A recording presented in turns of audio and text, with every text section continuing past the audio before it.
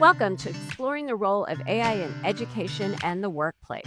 Whether you're just curious about what AI can do or already experimenting with it in your classroom, this podcast is your space to explore, learn, and grow. Each episode features a two-part format. First, we sit down with industry experts to unpack a key aspect of AI, from infrastructure and ethics to creativity and integration. Then we bring it back to the classroom with a boots on the ground segment, real conversations with educators who are actively using AI with students. We'll bring you practical insights, honest dialogue, and real world examples to help you think critically and creatively about the role of AI in teaching and learning. I'm Georgia Terlahi. I'm a former K-5 instructional coach and an educator who's passionate about tech integration and sparking curiosity in students. So let's dive in and discover how AI can empower educators and transform classrooms, one episode at a time. Good morning. We're so glad to have Jessica and Charlotte here today. We want to take a moment and have them each introduce themselves and the context in where they work. Charlotte, could you start? Sure thing. I'm Charlotte Dungan. I'm the Chief Learning Officer at the Mark Cuban Foundation. And Jessica. Sure. I'm Jessica Garner. I'm the Senior Director for Innovative Learning at ISTE ASCD. Thank you so much for joining us today in this conversation around AI in education and the workplace. Such an important topic right now. So to start off, here's our big question to start off. So AI is a broad term that can mean different things to different people. How would you define integrating AI into the classroom in a STEM context? And why is it an urgent conversation for both K-12 and post-secondary education right now? And Charlotte, can we start with you? Sure. The first thing I'll say is AI can be applied for learning or for education. And AI is definitely an accelerator for learning. It can help students learn anything they want as fast as they want to go with a personalized helper at home. It's also embedded in a bunch of our products and technologies. It's why we can take pictures at night, and our cameras can do that in a way that we couldn't do 10 years ago. But in education, in the educational setting, we have to sometimes put some guardrails or boundaries around AI use so that we can ensure that students are meeting the external metrics that they have to meet in the school system. And so our student programming at the Mark Cuban Foundation, our AI boot camps, are focused on that direct to student learning, where if they want to start their own business or think about their own college preparation, they can use tools outside of the classroom to do that in any way that they can imagine, as long as they're following some basic ethical principles and the law, right? They shouldn't be using products that are not designed for people their age. But in the classroom context, we need to make sure students and teachers are having conversations about appropriate use and when it's correct to use for a certain assignment or to prepare for an exam. And I'll give you an example. We work with a teacher who does AP art lessons, and they have the course curriculum laid out by the college board, and they're not allowed to use AI to create their artworks, but the tools have AI built into them. And so there's like this really difficult and challenging conversation about what can we do to follow the guidelines of completing that coursework while using the tools that are mandated, and they have AI right inside of them. So that's just an example of where we're navigating those different contexts. Thank you. Jessica, why do you think this is an urgent conversation right now of how to integrate AI into the classroom? Yeah, I mean, it is definitely, AI has taken the world by storm. And whether we are paying attention to it in the classroom or not, our students are using AI. And so it is there. And I believe that as educators, we're best positioned to make sure that students are doing this in a way that's safe and that's really meaningful. And so one of the things that we are really kind of leaning into at ISTE ASCD, we've come out with a set of what we call our transformational learning principles. And these really focus on the learning experience for students. It's not necessarily related to AI, but we believe that this is the power of AI, is really to think about how we can transform that learning experience for students. And we know that, we've been talking about 21st century skills for 30 years now, since before the 21st century started, and we're 25 years in, and we're still talking about how do we change the educational experience for students. we really believe that AI can be the catalyst that can help us think differently about our entire educational system and what that looks like for students so that they are more prepared for what the workplace is going to look like when they graduate. We are going to see AI really shifting the way that we work, the way that we interact with each other, and what jobs look like. I know everybody's, talking about, oh, there's some statistics AI might remove or shift 30% of jobs that currently exist. And I don't know that any of us can really predict what the future is going to look like there. But I do think that it's our responsibility as educators to help our students see a different world than the world that our parents or our grandparents or even the world that we experienced. And so that to me is why I think that this is such an urgent need, because we haven't seen a technological advancement that has come onto the scene as quickly as AI and has been as widely adopted maybe ever. So we can't ignore that in the education space. And I know that sometimes we're a little bit slower to adapt as educators. We have lots of systems in place that we have to navigate. But this is one of those where we can't afford to wait, because the future of our students is too important for it. And I think sometimes, and speaking as an educator myself, that sometimes teachers want to know everything before they introduce something to their class, which obviously is not possible in any way, shape, or form with anything. But you just want to have that kind of control. And with this, it's changing so much. We're not in that sort of expert situation. So, what are some ways that educators who might feel unsure where to start, what are some low barrier, high impact ways they could begin weaving AI into STEM lessons without having to have that advanced technical experience? Jessica, do you want to start with that? Yeah, sure. So we do this with educators on a regular basis, where we help them see that it doesn't have to be scary. A lot of times we start with ways that educators can use these tools just for themselves so that they can understand a little bit about how they work. Sometimes we'll start with a simple prompt that we ask them to put into a large language model. And if everybody at the table does that and you compare, like, why is everybody's response different? And it allows you to kind of think about how this is different from, you know, just Googling something, if you will. So this technology works differently. And so helping educators kind of see that. And once they start to see some simple tasks that you can have it do, give me some ideas for this, use it as a brainstorming or thought partner. Once educators start to see the power of it, usually they're hooked and they're like, oh my gosh, did you know that it could do this? Did you know that it could do this? And they get really, really excited. So, typically the way that when I do training with educators, we start a lot of times with allowing them to use AI as a thought partner just to start to see what some of that possibility is. It's a low risk way of just interacting with a large language model. And they can really start to experience that.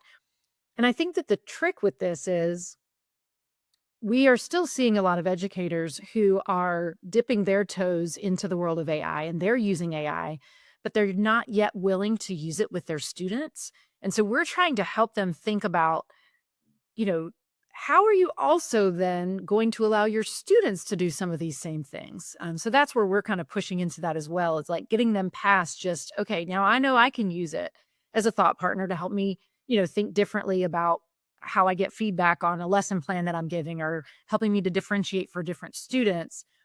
But then how am I allowing my kids to use it as well? That was really great advice. Charlotte, what did you want to add to that? Yeah, just that the first thing to realize is that every student in high school right now has had access to AI for their entire high school career. So they are we talk about digital natives, but they are AI natives.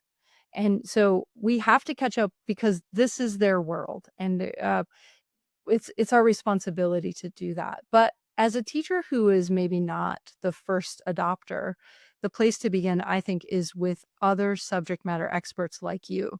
So if you're the human geography teacher, there are other people who are using AI for data analysis related to your subject, like what's happening in the developing world and how might we understand the migration patterns of people and their ability to, create industry in their region. And we can do that with AI to look at some of those patterns and predictions. That's really exciting when we start to think about it, not as like a writing partner or a thought partner, but like helping us do the work that we were hoping to do anyway. So how can we apply data science, which is really closely related to AI, in our science classrooms?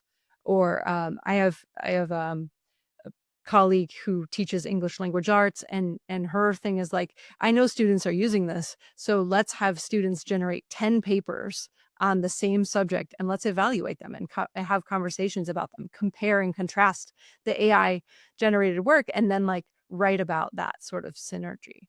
um, I do hope that we also acknowledge, like, we started with this idea that the 21st century classroom is the same as what we remember as the classroom, and it's not. Like, we have evolved, and you can prove that just by saying, like, what math did you finish when you graduated high school, and what math is available for students right now. So we do have amazing teachers doing project-based learning. We've got connections and collaboration with workforce development. We've got community college partnerships that simply were very small or didn't exist, and now the average age of a community college student is now like 24. And that's because of all those high schoolers that are able to attend in many places. So let's continue building on that great momentum that's happened across the school ecosystem by ensuring that AI is used appropriately, with the vetting of the tools that districts can do, and with responsible use. But honestly, with so many conversations between students and teachers, that's the first place to start. If you're unsure where to begin in your classroom, have a conversation with the students that are in your room. And I think the AI is giving teachers this opportunity to not be so siloed, because we really need not only to talk to the students, we need to talk to other educators that maybe are ahead of us in the curve, or bring some along and get us out of our little pod that maybe we have been in for so long. So, as we on the show, we're looking through the STEM lens. How could AI support authentic inquiry in a STEM subject, helping students move beyond the memorization phase into a deeper investigation and problem solving? Jessica, thoughts? Yeah, I mean, I think Charlotte touched on that just a minute ago when she said, thinking about in our science classes, how can we use AI in the same way that some of the experts in scientific fields are using it, right? And just to show students those real world connections.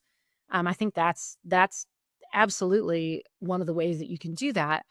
And then there's also, when you just think about how AI systems are trained, there's so many different STEM applications that you can make with that, and where you can really make connections between the content. So, just really thinking about what are the types of activities that you can do with students that allow them to have those authentic experiences, those real world experiences.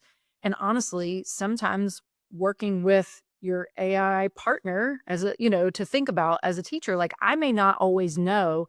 If I'm a science teacher, I may not know what real world applications look like because I've been a teacher my whole life. I've been a student. I've not been in the world of work outside of the educational world.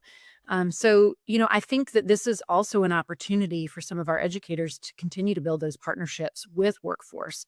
And then also asking AI to help give examples of projects they could do with students that bring in the real world. Another fun application of that is using AI to say, hey, what are some good ways we can use you and make connections between our content area, uh, and learning about artificial intelligence. Charlotte, do you have some ideas about how it can bring us beyond the memorization into the deeper investigation? Yeah, sure. So I think the first thing is that we do have to acknowledge teachers do have constraints. They have um, standards they have to follow. They sometimes have required curriculum, and they often have assessment. So sometimes the best thing that a teacher can do is advocate for after school or out of school learning. And that there are all kinds of clubs and programs that happen. Some examples include the Samsung Solve for Tomorrow competition, where students actually build a technology that solves a problem in their community.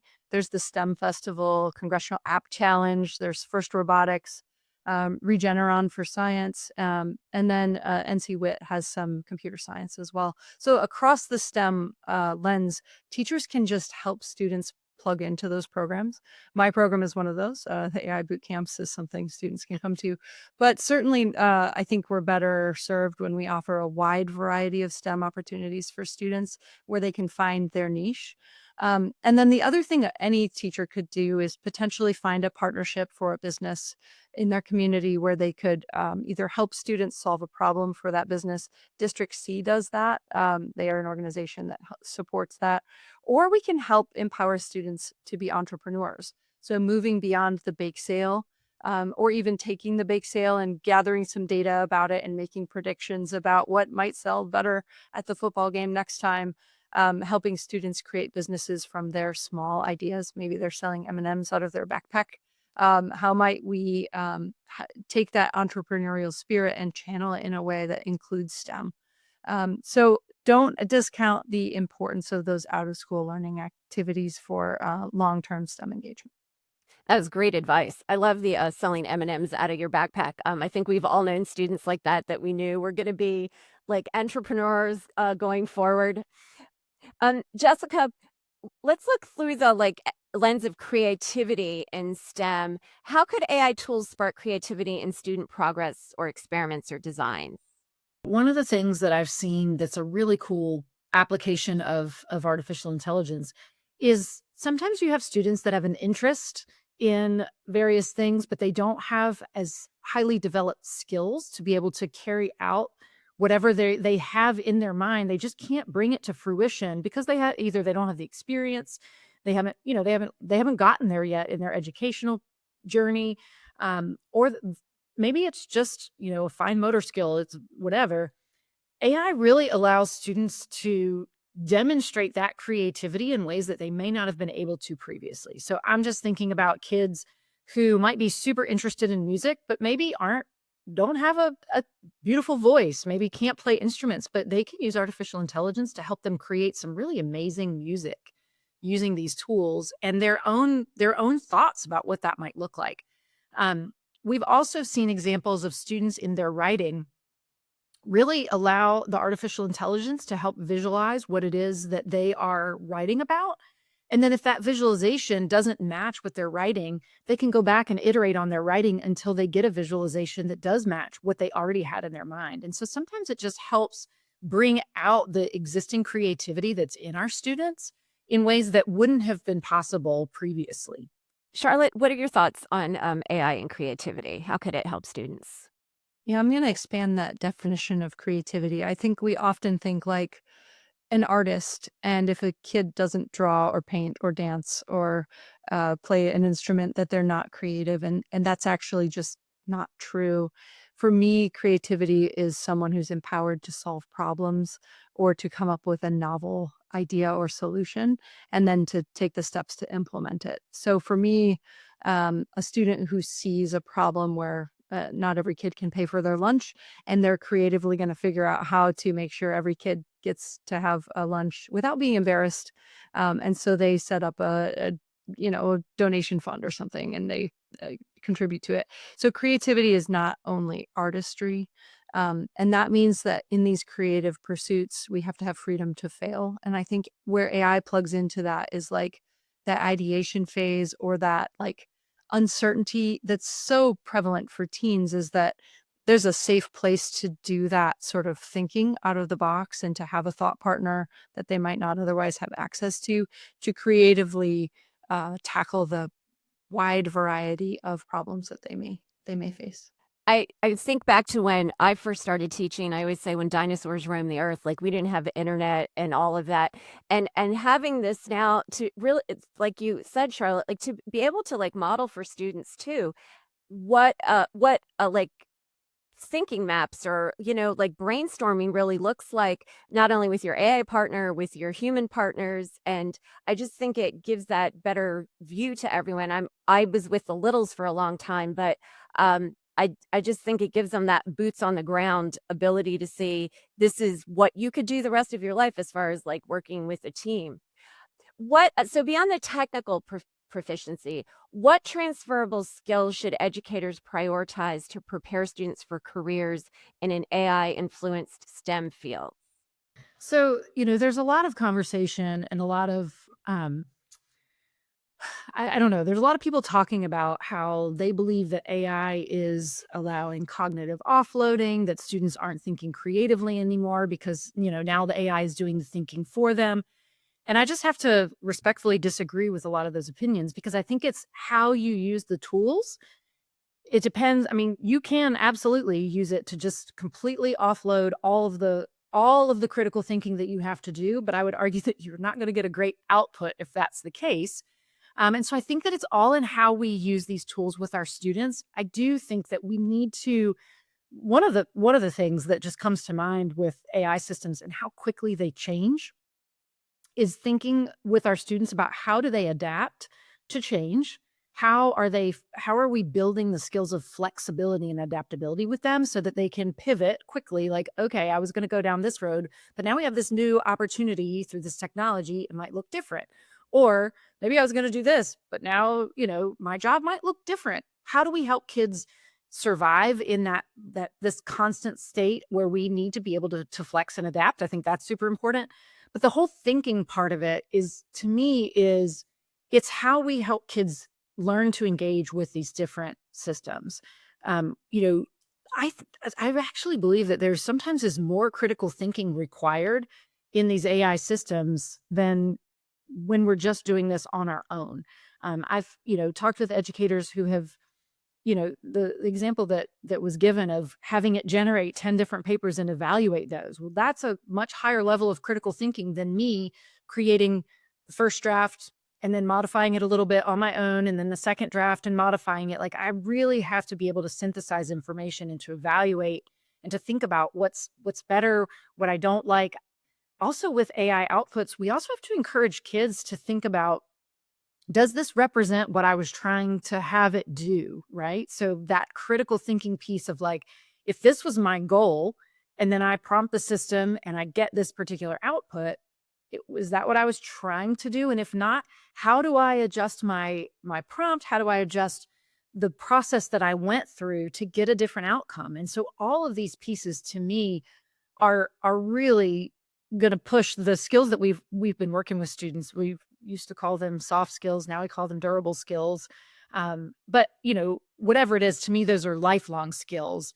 And I think the critical thinking, the flexibility and adaptability, one that's also, that we worry a lot about is having kids be able to talk to each other. I hear educators say, with all this technology, kids don't know how to talk to each other. But again, I think that it's how do we provide opportunities for them to work together and to have strong conversation while they're also using the tools. So I don't know that, the use of technology necessarily hinders that. I think sometimes it's just how we design the experiences for students that we can actually enhance these skills that we've been working on for years and years. Well, and I think that's like the big picture all the way around, even for teachers, they're worried, oh, it's going to take my job, it's going to do my work, or the kids are going to cheat, is we have to redesign our lessons. And what's wrong with that? Like, I don't want to be teaching the same lesson I've taught for 20 years in the exact same way. To me, that just is stale. And so it's going to force, educators to have to redesign their lessons as these things evolve to get the best out of their students. Charlotte, how about for you? What do you think transferable skills are educators should really be focusing on? I think it's no surprise that communication and collaboration are high on the list, but teachers are already doing that. And students have adapted to a lifelong learning mindset since they've begun school because they have to. The technologies, the tools, and the things they're being taught are literally shifting around them. I think what I would be most excited to add to that conversation is this idea of agency, and that the ability to choose and use the correct tools in the right circumstance is not something we always give to students. If you ever seen a picture of a centaur, it's the body of a person and the legs of a horse. And so, in the right way, using technology where we're empowered to have the tool help us go faster. We've got four legs now and we can, run like the wind. That's the right way to use AI. But there is a downside, and that is if we build a reverse centaur. We put the horse in charge and then we put these human legs on it, and now it's this heavy, burdensome thing. An example of that is when you see in the news, like there was a guy who was an editor of a newspaper, and he published a bunch of, greatest books you should read this summer. But his corporation asked him to make like 30 of those in some ridiculously small time frame. And the only possible way to do that is to use AI. And then the human is like the one who takes the fall when it doesn't go well, when the books on the list turn out not to be real. And so I hope that teachers also empower students to like choose the right tool for the right context, but not force certain behaviors onto students where the only option might be to take the fall for an AI output that is not the right use. And so not only empowering students to understand and use tools appropriately, but also to advocate for systems in our workplaces that empower human agency and human flourishing in the workplace. We should have those protections. Absolutely. And as you ladies were talking, it just made me think too, like, big systems, school districts, at administrators, I mean, they have a shift they need to make because all of these shifts are happening in the classroom, and teachers need the support, and it's just a big learning curve. So hopefully everyone's up to the task of like finding a different path forward and using all these things in a way that makes sense for our kiddos. One final question around equity and accessibility for students. How can we ensure that AI enhanced STEM learning is available to and equitable for all students, regardless of background, resources, or geography? Charlotte, what are some ideas that you've come across? Well, I'm so excited about this question, actually. I have a partnership with Deep Brain AI. They are an AI avatar company, and I have a teacher who is facilitating other educators in their school who have English language learners to create videos of their lectures. You film it, and then you use this technology to make it in any language, accessible in any language. So, for a brand new immigrant student who doesn't speak a lick of English, you can welcome them to your classroom using your own face and voice, and really be super. It create a sense of belonging. Like, I think that's so important to be like, you belong in the science class. And just because you don't yet know this language doesn't mean that you can't learn chemistry, because you absolutely can learn chemistry.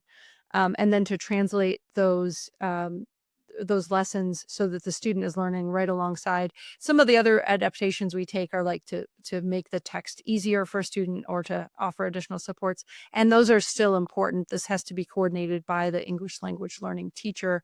But I think in those initial steps, like someone saying in their language, you belong here, let's learn chemistry, is really powerful. That's such an important point because it also makes the student feel like someone thought of me, because I think sometimes when we get newcomers, a lot of times they come to our classroom 2 minutes before the bell rings, and, you don't really have time to get something together. And, if I was in another country and couldn't speak the language, I would feel, like you said, I would feel like I belonged, that someone thought that, oh, here's all of this in your language. You can be a part of all of this. The only thing holding you back is your language, and that's not going to hold you back. So that's really super exciting.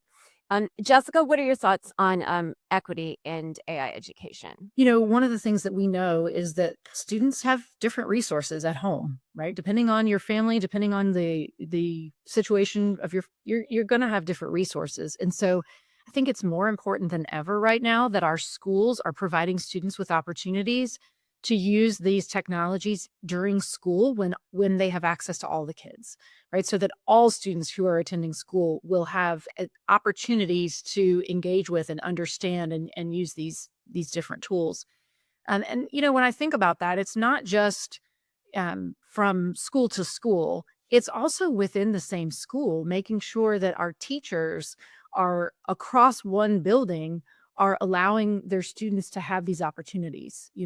We know that teachers have different teaching styles and different comfort levels themselves with technology. But if we have one teacher that's providing these really robust opportunities for students, and then another teacher who says, "I'm just not ready for that yet," that's actually impacting those kids, and it's an equity issue. And so one of the things that we're working really hard to do at CASCD is to reach as many educators as we can. We have an initiative called Generation AI, where we are trying to reach.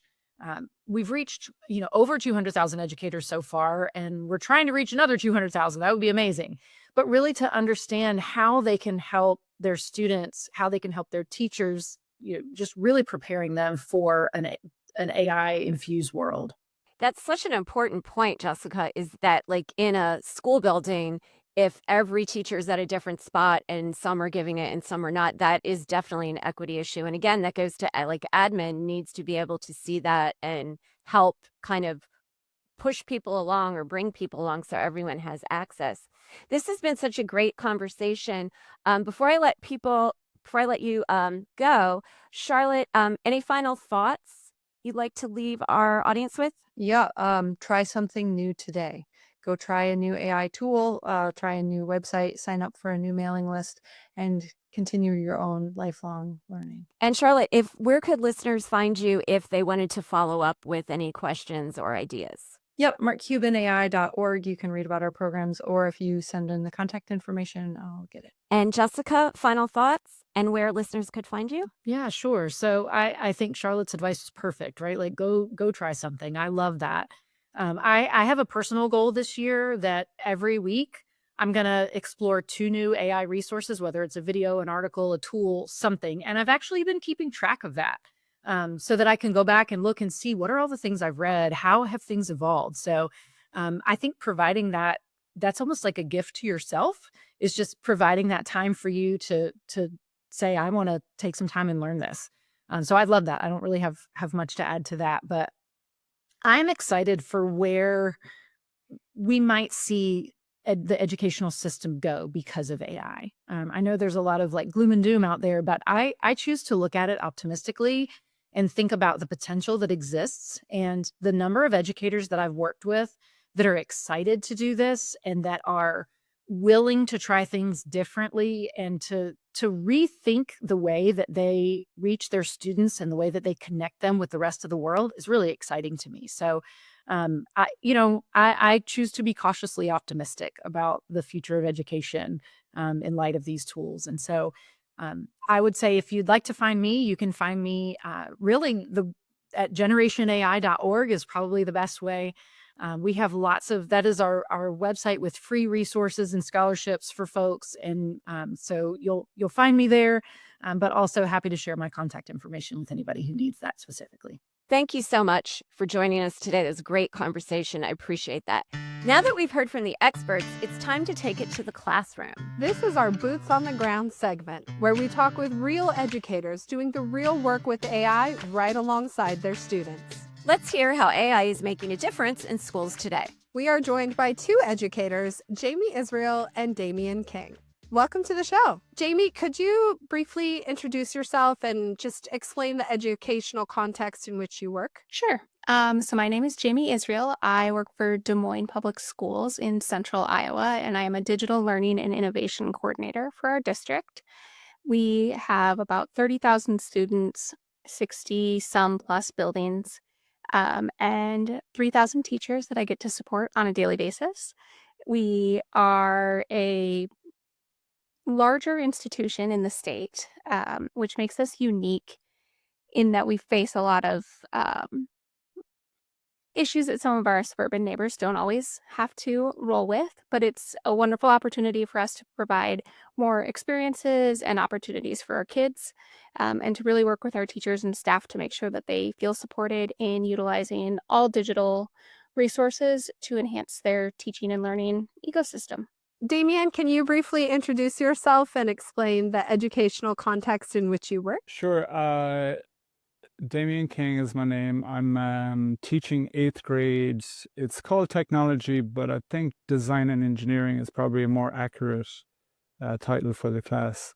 That's in White Plains, New York. And a little bit more information. I've been there for 12 years teaching that basically, and before that I worked in Brooklyn for a year, and then I have some experience teaching in Ireland as well. Before that, that's where I'm from. Ireland, it was a little different. It was more like old school woodwork shop, or wood shop as you call it, and some architectural technology. When I came to the United States, it became more engineering, but it was always design-based. So working with the students in Ireland or White Plains, it's always been about design thinking, solving problems, building your own stuff, your own ideas, building prototypes and testing. And one thing I guess that has changed over the last few years is that their curriculum has become team-based. So all the students that I see, they work in teams of 2 or 3 or 4, sometimes depending on the project that we're working on. And that's actually quite a big difference than working with a full class with students working on individual projects. Well, we're going to start today because our vodcast is focused on AI in education and the workforce, especially through the STEAM lens. So, where could AI fit in your existing STEAM lessons in a way that enhances inquiry, creativity, or problem solving for students? It's a really interesting question, Georgia, because we are in the middle of a new science adoption. And the department that I work for is actually new to the district. We haven't had digital learning coordinators since before the pandemic, which there's been a huge need for that, but it's a whole nother conversation for another day. But in the middle of this new adoption, we have started to implement all of these new tools and resources and trying to streamline that suite of tools for teachers to use and students to have access to. But we talk about where does AI fit and how do we lean into AI when it's appropriate based on the tasks that we're asking students to accomplish, and where do we want to pull back and make these more hands-on, student-centered, and student inquiry, not just inquiry, but like physical, get into the stuff. Today we observed moss. We're not going to observe moss through AI, but definitely something as we're brainstorming or thinking big, what might happen there. If I think about a design thinking class, I think about all the different phases of that, beginning with the problem to be solved, and then moving through the different phases of research, ideation, building, testing, iteration, and then presenting it to an audience. Really, I've experimented a little bit with the last stage of presentation and the first stage in particular, and a little bit around design ideas. But I don't see a reason why AI couldn't be used really at any stage. Perhaps the one stage that I would like to not utilize AI is on the building phase. That's really hands-on. The students get very, very excited to build. It takes a long time sometimes on some of our longer projects to get to that point, and it's so hands-on and so old school in that way, and I think it has huge value that's probably been underestimated for the last decade or whatever. And I just think that part of the class is building, and let's keep it like that. But I think all the other stages can be supported with AI. You just have to be thoughtful in how you use it. Thank you so much. That's been really a recurring theme through all the different conversations we've been having with educators so far, is being able to sort of like pinpoint the part in the instructional design process where AI really doesn't serve the task well, and that it's more about that human element and connection and doing something physical. So that's a theme we've heard for sure. Uh, That's great. could you share some examples of project-based learning experiences where AI meaningfully elevated the student engagement that was happening or the outcomes in STEM learning? So last year in quarter 4, our big quarter 4 project is designing toys for therapeutic toys for children with disabilities. Um, I had access to School AI at that point, and I wanted to start trying it out to see. I am pretty clear on what my main goal is in the class. Sometimes we get so busy that it can get a little bit lost on you, like what exactly your focus is as a teacher. But for me, it really is helping the students um, to first of all see themselves as natural problem solvers and naturally creative, and then helping them to dissolve some of the blocks that they've put in the way of that natural ability. So when I think about AI, I'm thinking about it through that lens. Can I use it to help them to do that, to see themselves as natural problem solvers, as I said, and then also enhance the areas of their process that need to get better? So the first thing I tried to do last year was the conversation part. Working in teams, the conversational part of class is huge. Um, 'Cause they have to, if they're designing a toy, a therapeutic toy, it's for one client and there needs to be one final solution. And there's going to be 4 people working on that together.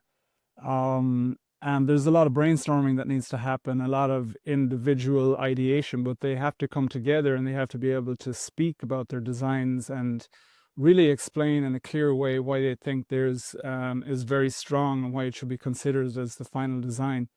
Obviously, some students, confident learners, are confident and when it comes to speaking about their design, and many students kind of fade into the background and they let other students take over. I don't think students mean to take over, it's just kind of natural in a way.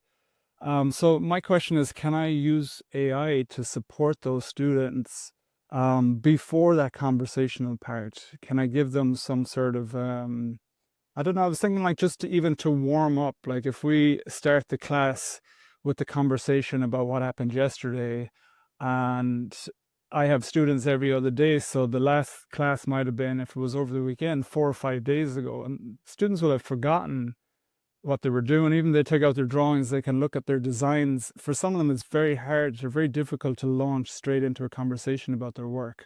So I set up little chat bots for them, and it was like programmed with all the elements of the project, and then it was basically some sentence starters for them, and just engage with the chatbot for 3 or 4 minutes, have a conversation with the chatbot about your project, answer some questions there, and try to like be ready to engage then afterwards, and put the laptop or put the iPad away and then have a conversation. And I think the conversational part of my classroom improved a lot in the second half of last year. I was focusing on it anyway, like using other uh, tips to kind of get everybody engaged. But there were definitely moments where you can feel it in the classroom when everybody's engaged. You know that feeling in a classroom and everybody's talking, and they're actually talking about the work. And it's difficult to get them to care that much where they all talk about it and have a legitimate conversation, that it's not just like we'll talk for 30 seconds and then there's going to be an awkward silence while we wait for the next thing, but like proper conversation. So I think I will say that it's useful. I would also say that that the students that find it difficult to get involved in conversations are often the same students that will find it difficult to engage with a chatbot. They'll find it difficult to just be in that window and to type and get responses, and they get frozen there as much as they get frozen in a conversation. So I think the next thing for me is like, how can I help those students to get better at using the AI, to see it as a tool for them, because like you program the chatbot and it will kind of go off on one where it'll start asking them some questions, and it might be a little bit off or outside what they need to know, and they really don't understand how to bring it back. It's like, I'm here for a purpose and it's to talk about my design. So it takes some skill to bring that chatbot back into line of what your goal is in the conversation, if you know what I mean. And like so I think that's something that was experimental for me. It's something that I have to get better at as a teacher, is like helping my students to like to really to see it as like an assistant rather than like an authority figure. Like, you are the boss of the AI, you need to see it as your assistant, and if it's not saying what you need it to say, I have to get better at teaching them how to like speak to it and bring it to their level and then get what they need from it and then bring that back to the conversation. So sorry, that was a long response. There were other ways that I used it as well, but the conversation is woven through all the different parts of the design process. So I thought that was a good one to start with. Definitely. Thank you so much. I feel like as someone who teaches English language learners, that would be an important step to kind of have that rehearsal conversation before you are interacting with your peers. So that's a great idea. Thank you. Jamie, do you have anything to add about some project-based learning experiences where AI meaningfully elevated student engagement? Yeah, mine is actually a great segue from Jessica, which you shared in Damien's classroom. Was working with a teacher recently, and she's going on a topic that has traditionally not been students' favorite piece that they have worked on. And it's early in the semester still, so she's trying to get to know students. So we set up a space as well for her students. And at the end of the first class period, I got a message that said, "Dot wins." Engagement was off the charts. And so I started talking to her a little bit like, well, how did you use this? What was going on? What was the purpose and the expectation of how students were interacting with your chat space? And she's like, really, it was my multilingual students that, struggle sometimes with that quick reflective conversation, and they could turn theirs into Spanish, and they could turn it into, whatever language they were most comfortable with. We weren't producing writing. The standards weren't about writing. It was about fleshing out their ideas and reflecting on what could go better. And by using some of those um, the guidelines that we had put within her prompt to move students through, this progress, she was better able to gauge not only where her students were, but to create some excitement about the upcoming unit that they were about to embark on, that she's like, I haven't had in my years past of teaching in several years. And it's just been really fun to kind of watch that excitement and having students understand why and when they are trying to use a chatbot within their learning cycles, as well as feeling that sense of ownership for the work, not necessarily taking it directly from the chatbot, but, oh, hey, that's a great idea. Now let me take this, apply it to the project that I'm working on, and where does it fit and where doesn't it fit? And using it kind of like that extra non-judgmental friend who's always trying to give you that pat on the back, and to continue to move forward with their learning. I think that's such an important point, and in my head, Jamie, I'm thinking of, like, the students you're talking about, the second language learners. All of a sudden, that can be engaged that before, like, we're just struggling maybe to understand what was going on, and how huge that now they can be part of the conversation, that those barriers are lifted, that gives me teacher goosebumps. That's such a great, kind of leveler. Jamie, I wanna ask you as well, how can you help students think critically about the ethical implications of AI while still encouraging their curiosity and exploration? I think this is such a multifaceted conversation, and I love it because what I'm finding is students are more critical of the resources than we are as adults. That they're starting to see some of these implications of AI generated work. And, I talking to a senior today, that's not cool. That's not right. Like, they can't claim that as their own because they didn't actually create it. And so just keeping that running dialogue of how much of this is your thought, how much of it is generated by AI. If Damien and I were partners and we were having a similar conversation, how much of that conversation would I utilize in a resource, paper, project, whatever we're working on at that point in time, and how much would I just use as my own, like, background brain power, make me think a little bit deeper? So I think just engaging in that, if it wasn't AI, would you feel comfortable using it? If it wasn't, something that we typed into Copilot today and you got a resource out of it, how would you use that anyway, and what would that look like? Um on the other side of it, I think we also talk about some of the, like, societal ethical issues too about using AI, and the environmental factors and implications that are behind it, and, what do we do within our lives to um, counteract some of those influences, or things that we might be putting out into the world. So it's just, I feel like as much as it seems over and over that we say it, it's those conversations and realizing that our students are, um, they're humans, they're inheriting this world no matter what happens, right? And so having the conversation about how do you feel about it? Here's the history, maybe that I might know a little bit more on, and then let's keep that dialogue open because we know it's such an undulating process right now, and it's going to look so much different in 6 months than it did 6 months ago. And it's such a new landscape. I love the idea of this conversation, even kind of on the same level playing field with like your older students, because we're all learning as we go to ask these questions. Damien, how about you in your educational context? How are you helping students think critically about the ethical implications of AI? Mine perhaps is more local into the project that I've been doing. Rather than like Jamie, I believe we were speaking about more like global ethical aspects of using AI in general. I think the most thinking I've done was again related to the project, and I had they have clients that they have to design for in the design for disability unit, and the clients are fictional characters with cerebral palsy. So we've had these like fictional characters before AI came on the scene. They were provided with the curriculum, and there's a photograph, and their kids ranging in age between 4 and 8 years of age, and it describes all their likes and what their age and their specific therapeutic goal. So I used AI, school AI specifically, to create fictionalized interviews with their clients. So for this year, my students were able to actually carry out an interview with these clients.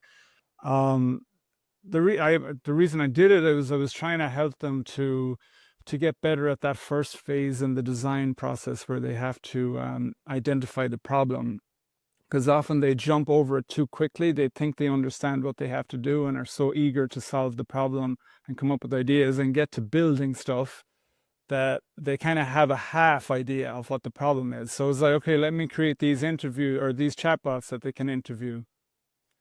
And then afterwards, I'm thinking about, okay, this is just me working in my own classroom, but is this okay? Like, is it ethically okay to take these characters and to create chatbots where they talk about disability? And I didn't know, so like using the AI, it like forced me myself to like do some reading, do a little bit of research and see. And in my conversation with the students, I always emphasize that they're fictional characters. Like I say it every time that we talk about the interviews, and that we're not trying to, we're not replicating what it's like to be disabled. It's not what this is. This is like, it's a fictionalized client. You're going to go there and ask some questions that you prepare.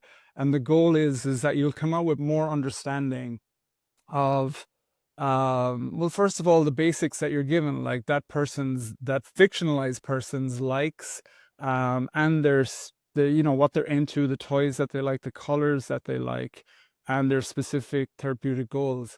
And what's happened is like when they're in there in these interviews, in some cases, is that the chatbot will obviously ask them questions as well, and then they have to think about their own experience. So the chatbot will be like, "Oh, what's your favorite color?"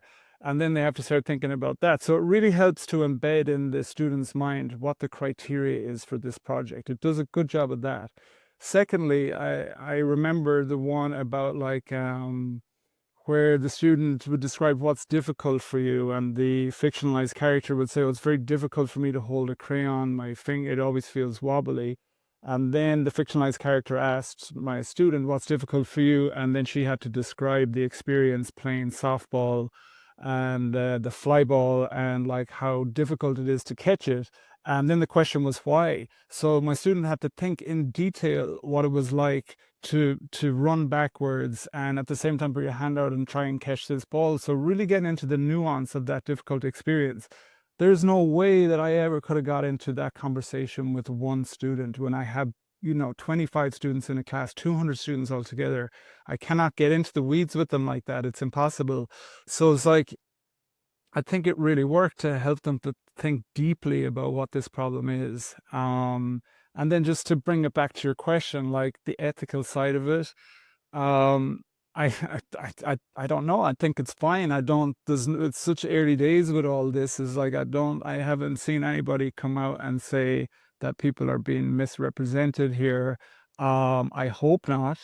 If that's the case, I'll certainly stop doing it and come up with another tactic. But I guess this is one of the risks you take when you're an early adopter of something and you're experimental and you want to try things out. And the students have been great and they get it. Like, I feel like they get it. Like this, they're 13. Like you said, Jamie, they have maybe more understanding of all of this than we give them credit for, and they know that these are fictionalized characters and not real people with disabilities. And we use it as a tool, help them see the problem more clearly, and help them to be better designers. And hopefully, that's a good thing. I think this is a good anecdote to share. Thank you for your transparency with like your thought process behind using the chatbot.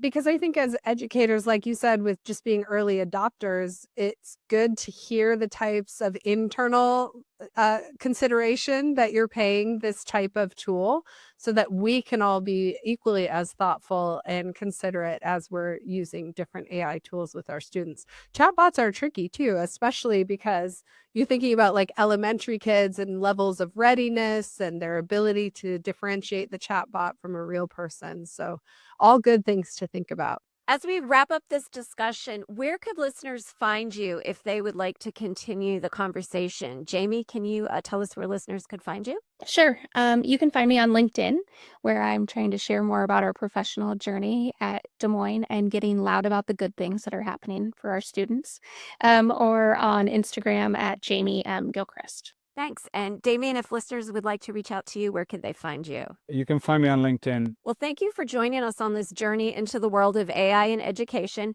This podcast series has been brought to you by the Utah STEM Action Center and STEM Connector. If today's conversation sparked ideas, questions, or curiosity, we've got more for you. Head over to our podcast portal for extended learning at aistemcast.com. You'll find curated resources, classroom-ready tools, and ways to dive deeper into each episode's topic. We're building a community of educators who are ready to explore what's possible with AI, and we would love for you to be a part of it. Until next time, keep learning, stay curious, and don't be afraid to dive into something new.